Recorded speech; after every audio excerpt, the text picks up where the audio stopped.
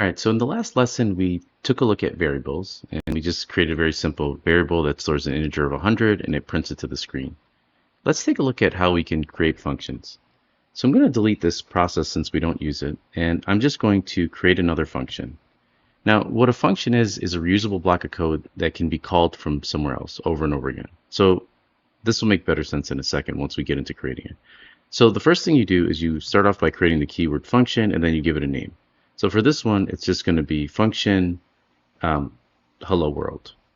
And I'll make this smaller like that, unless it's public, and then you would give it a capital. So like, we'll get into all that stuff later, depending, it even changes depending on the studio you're at, believe it or not. So then we have the name of our function and some parameters, and then we'll get into the parameters and passing stuff in a moment. But and then because this doesn't return anything, like we're not doing any computation within it, you just write the word void, colon, and then you press enter. So let's say I just want this to say, to print and just say, hey, welcome to function 02. Okay. Now, if I press play right now in our output, you're going to see only 100. And the reason for that is, if you recall my definition, it's that it's a reusable block of code. And you're also going to hear the term method. These are used pretty interchangeably. But this function was created, but we never called it. So if I grab, the way that you call the function is you just take the name. And remember, our ready function here is created. This is something that was already developed by Godot. And this is called immediately. This is the first thing that's called in any of these scripts. So if I just put at the end here, hello world, and I run this, now you could see 100 and then welcome to function 02. Okay, great. So we know how to create a function and we know how to call a function. But let's say we wanted to pass in some, maybe some parameters into this function. All right, so let's say I want to create, instead of hello world, I want to make a calculator. Okay, and we're going to copy this. It's giving us an error because we no longer have a function called hello world. And inside of this, I want to have a parameter here. So this is parameter 1. And it's, what can parameter 1 hold? Well, it's an integer. It can store a whole number. And let's get rid of this void here, because now we are going to be using parameters and we're going to be returning a value. So if I type in here return, and then I want to return 5 here, let's say. And it looks like, let's see, we have our parameter 1. Oh, this should be here. There we go. Now for calculator, we're getting an error here. So parameter 1, we can pass in some sort of integer. And I can return through this integer the number 5. So this can return 5 here. But I need some sort of value to pass in, right? So actually, let's get rid of this return value for a second. And let's just make it a print. And inside a calculator here, I'm just going to type 5. So what I'm going to do is I'm going to pass into parameter 1 the number 5, and then I want to print that to the screen. So what I can do is I can grab this parameter 1 here, copy it, and I could just say, I would like to print whatever is being passed in. So we're going to print 100, or we're going to assign 100 to number of apples, and then we're going to take number of apples, print that to the screen, and then in our calculator here, we're going to take in the number 5 and pass it. And so if we press play, you can see, again, we're getting 5 down here. Something else we can do is we can get rid of this print statement here, and I could just say, hey, since my variable number of apples is an integer, and it's storing a whole number of 100, I would like to pass 100 into this parameter 1, and I'd like to print 100 to the screen. You can see we get 100 down here. And this parameter here, I should have specified, can be whatever you want. So I can name this like nose 01. And I copy this and I paste it in here. That should get rid of our error. And so it's going to pass number of apples, and then this variable called nose1, which can store an integer, inside of here should print 100 to the screen. Now let's say we want to have essentially 2 parameters. Well, we can do comma here, and then I'll just copy this, and I'll say nose2, and we're going to have to be able to print assign 2 numbers here. So we have number of apples, and then we'll do 5. So now we're passing in a variable name as well as a number. And then what we can do here is I can print nose1, and I can just do times, and then let's copy nose2. And I can save that, press play, and now we get 500, which is 5 times 100. So this is kind of the basics of parameters, and we're going to expand on this a lot because we're going to be making 2 games in this course, and then if you're taking the programming courses later or any of my other stuff, you're going to get very comfortable with this stuff as we continue.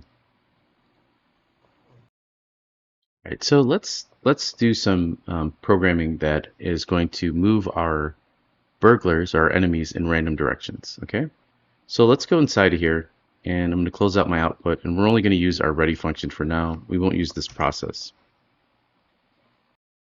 And before we do that, let's go into our 2D game for a second and take a look at our enemy. So here we have our enemy 1 through 4. Now if I select this enemy here, let's take a look at him.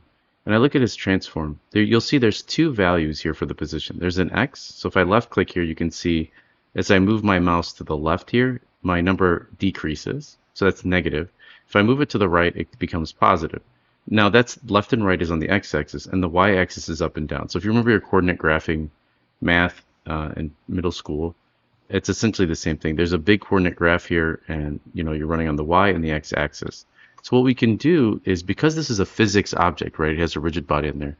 We can use a data type or variable called a vector2, which represents the x and y, and we can apply force to just sort of push our enemy burglars in different directions.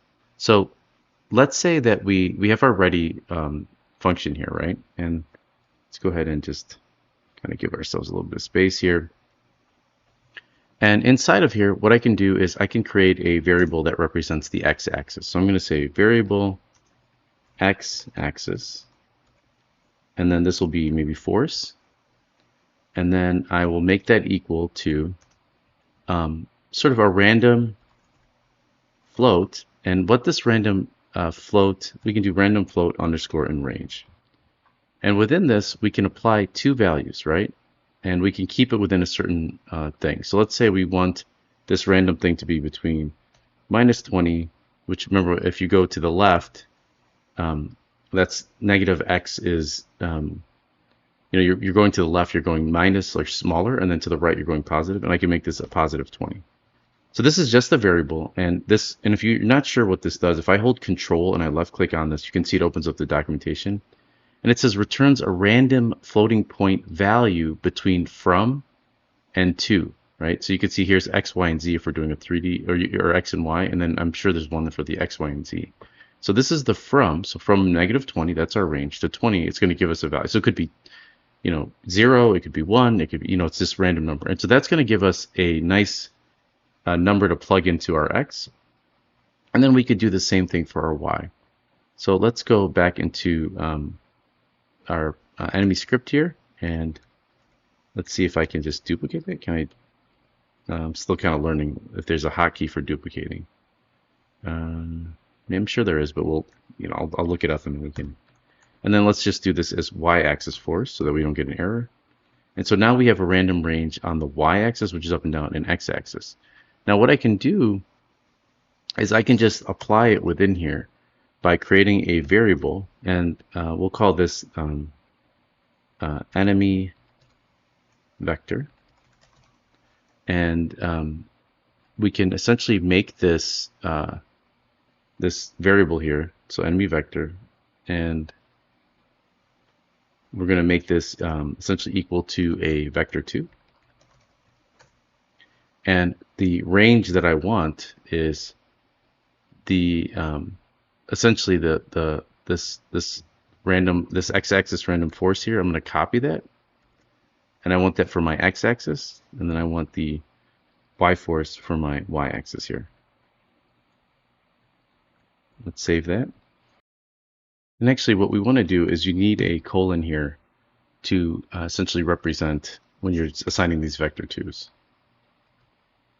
So now we have a variable called enemy vector that can store 2 values for our x and our y, and it's going to give us these 2 random numbers. Let's go ahead and apply the force to move our enemies in different directions. In order to essentially apply some force to our burglars, we can use the apply underscore impulse here. And what that'll do is that'll give it a little push in a specific direction. Remember, we have our enemy here, right? And it has two values, an x and a y. So here's our enemy vector. I'll paste it inside here. And so that we can see that it is truly random, we'll use a print statement here. And within it, we'll just grab our enemy vector and we'll paste that inside here. Let's save that. So what's going to happen is it'll apply the force, and then in our debugger, we'll be able to see that the number changes. And we're going to see a bunch of numbers because we currently have in our scene, let's go to our scene really quick. In our level here, we have 4. So if I press play, you can see down at the bottom, they're moving in 4 different directions. So if, and these are 4 different values. So let's stop it. Let's press play again. You can see those values updated and they're different. And this particular person is not moving at all. Okay, now he's moving. Okay, so maybe he had kind of like a couple others. So yeah, so now our characters are moving. They're moving pretty slowly. So we can multiply that force if we wanted it to move a little bit quicker.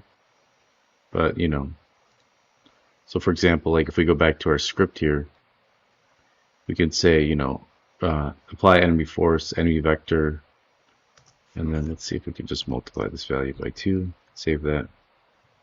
Now when we press play, you can see they're moving much quicker in different directions. And I think that's a pretty good place to stop for this lecture. We'll continue to move on and talk about player movement and input, and then if statements.